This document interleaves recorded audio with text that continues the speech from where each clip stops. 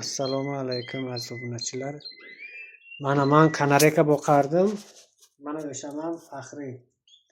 O'sha kanareka boqadigan, kanarekalarni o'rgatgan ancha eski qadrdonlar bo'lsa agar hozir bu kanalga yo'q.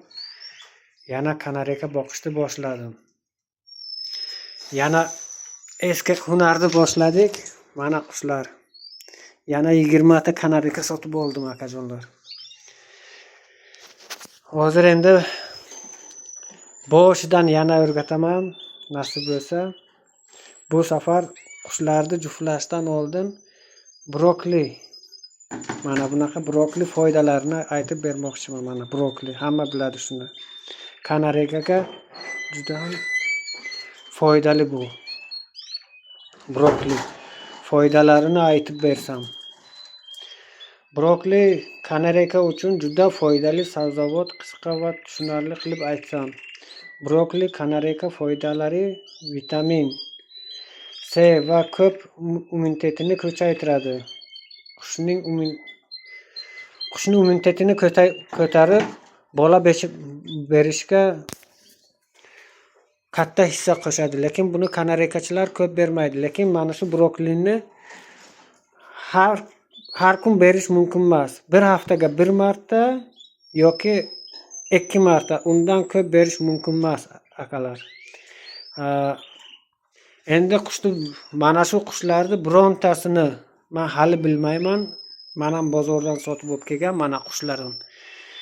Yana boshqatdan qush boqishni boshladim. Mana bironta jo'ja yo'q. Xudo xolasa hosildorlikda hammalaring ko'rib, yana qushlarni ko'paytirishga o'z hissamni qo'shishni nima qildim. Sizlarga ham ulashishdi.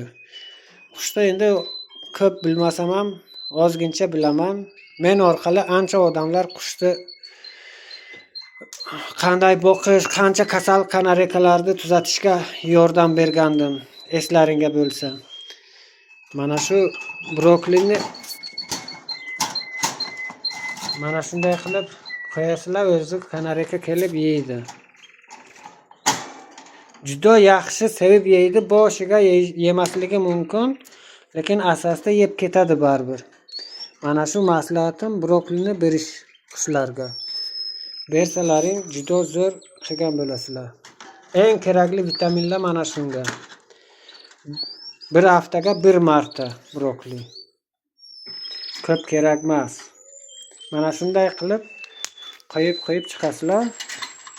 Alloh keyin rizqini ham ko'paytiradi nasib bo'lsa. Mana o'zim ham beryapman, berishni boshladim. U videomga lekin brokoli haqida biron marta video qilmagandim. Endi sizlarga yangi videolar, yangi qanaqa qushni parvarish qilish kerak, hammasini sizlarga o'z aytmagan sirlarni yana aytib o'taman.